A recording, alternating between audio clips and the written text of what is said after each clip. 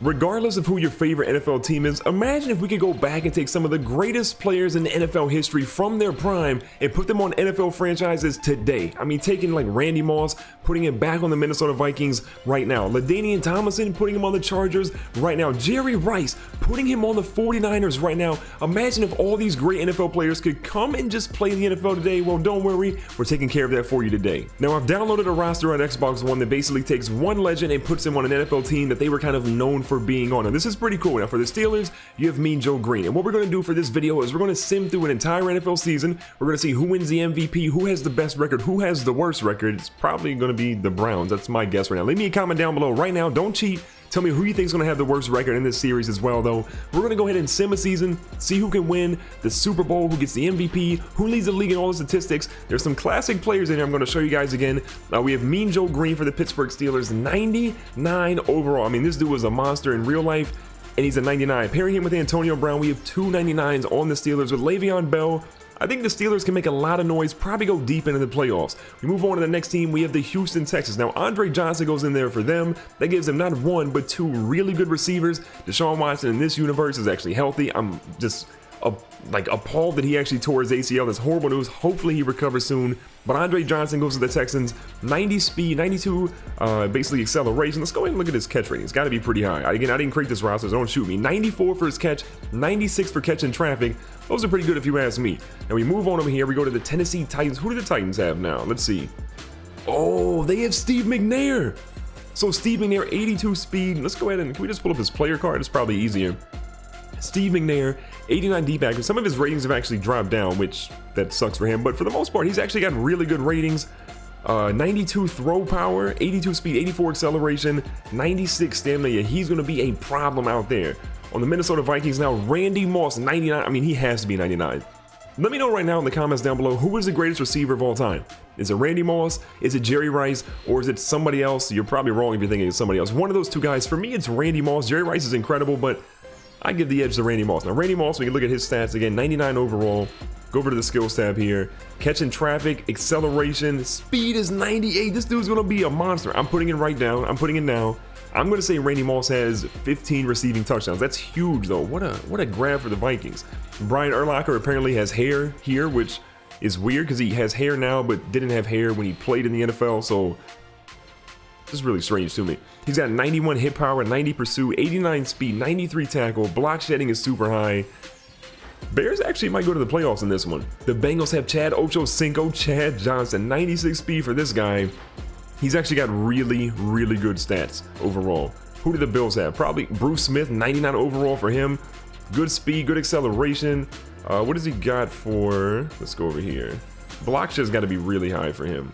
Block shed's an 89. Thought it would have been a little bit higher for Bruce Smith. I mean, he has some of the highest sack totals of all time, but still a pretty good rating overall for Bruce Smith. We go on to the Broncos. We're seeing John Elway. No, we're seeing Shannon Sharp. I mean, Shannon Sharp's a cool one. I think John Elway could have helped them out a lot more just considering the quarterback situation if we take a look at it.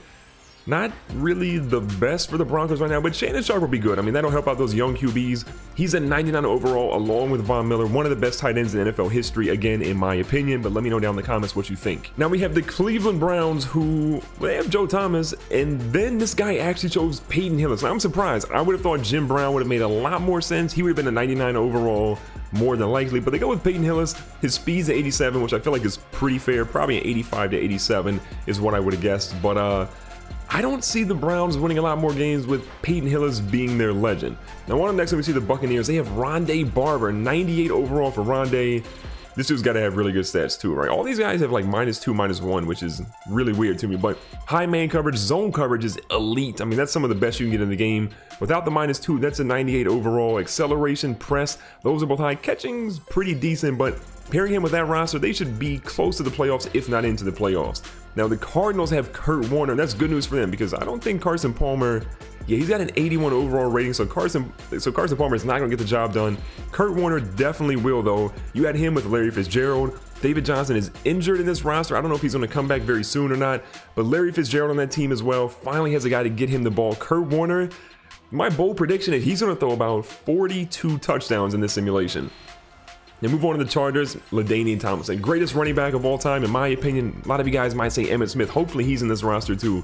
But LaDainian Tomlinson is really good. They gave him 95 speed with 97 acceleration. Ball carrier vision's a 96. This dude, holy crap, look at these stats. His carrying's actually a little low. I mean, this dude didn't really fumble a lot in his NFL career. Spin move and juke move are both really high. Trucking's actually good. I mean, he'll be a good all-around back, but I feel like they slighted him just a little bit there. Now move on to the Chiefs. Travis Kelce's the highest rated player for them. Then you got Priest Holmes, who actually has Devin Wade from Longshot's picture, which is kind of funny.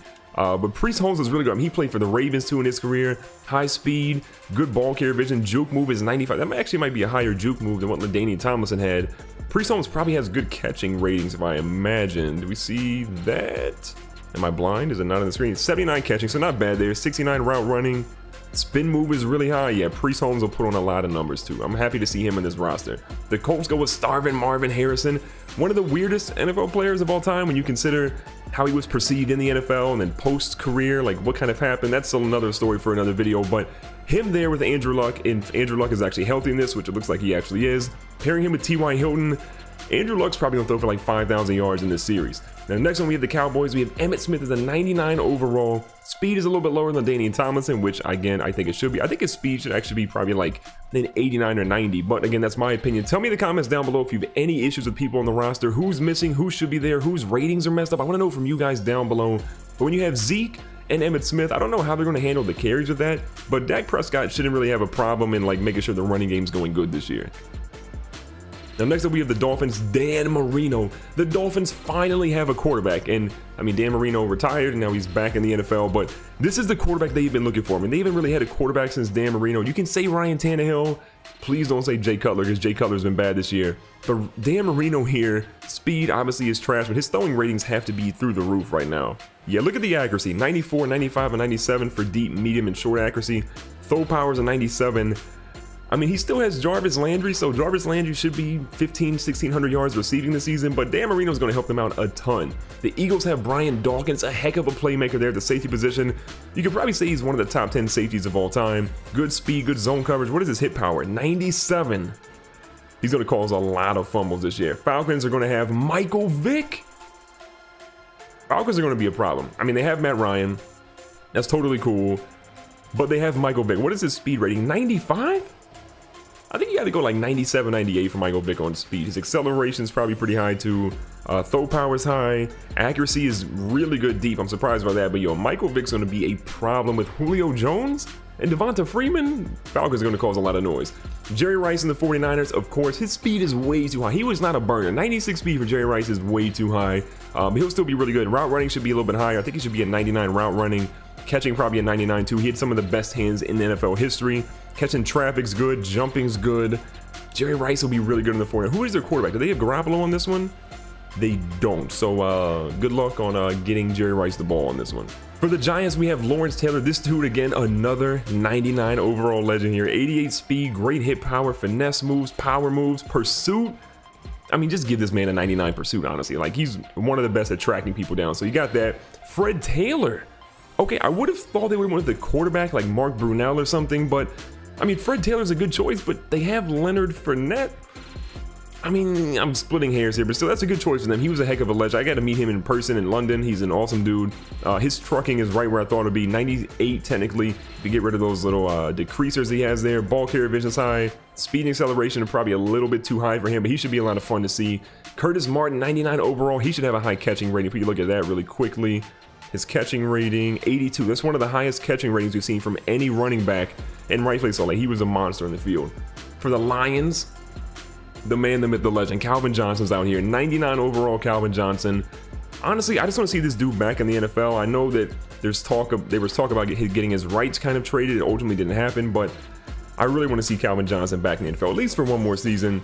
He's going to be a freak of nature. I think Randy Moss will probably have better yardage, or maybe not, because he's Matt Stafford throwing the ball. I don't know. That's going to be tough to see who does the best there. Aaron Rodgers over here, and then he has Charles Woodson.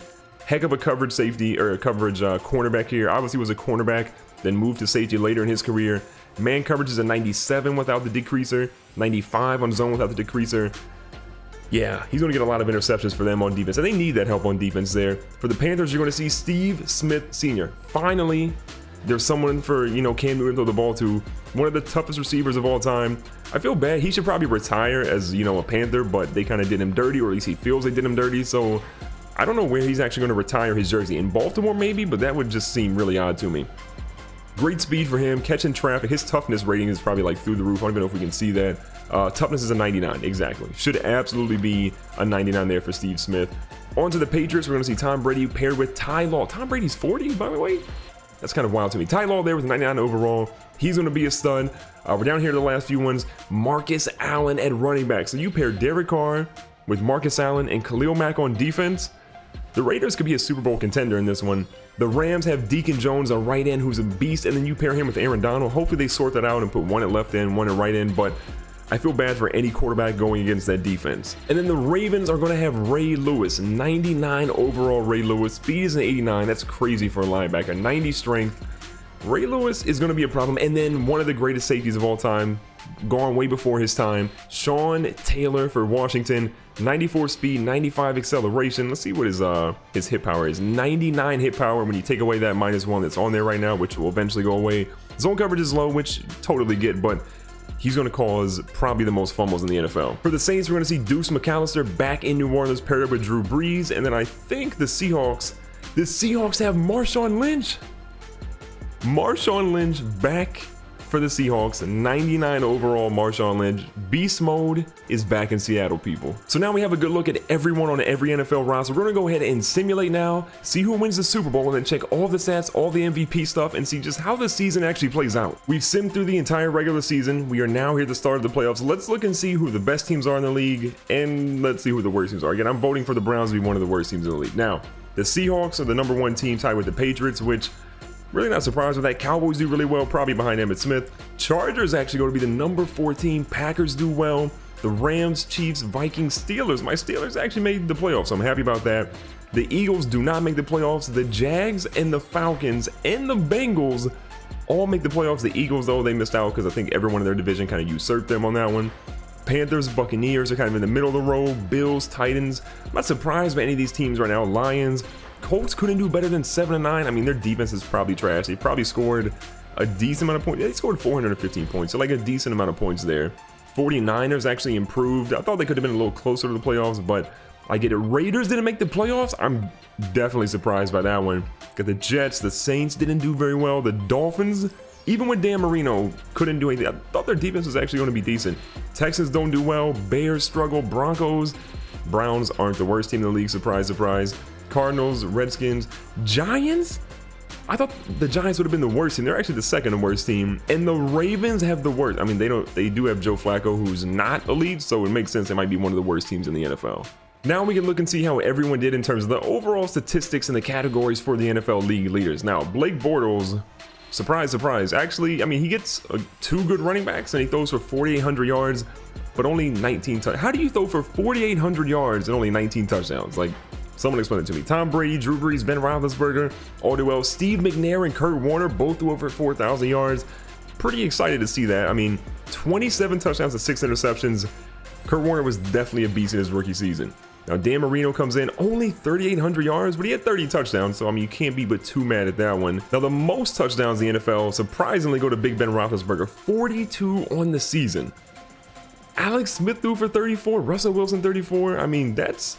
Matt Stafford, I'm surprised, didn't have more considering he had Calvin Johnson on his team. Where are the Vikings at, by the way? You know what? I'm going to eat crow here because I said that Emmitt Smith wasn't the greatest running back of all time, and he just told me to shut up, and he got 1,700 rushing yards this year.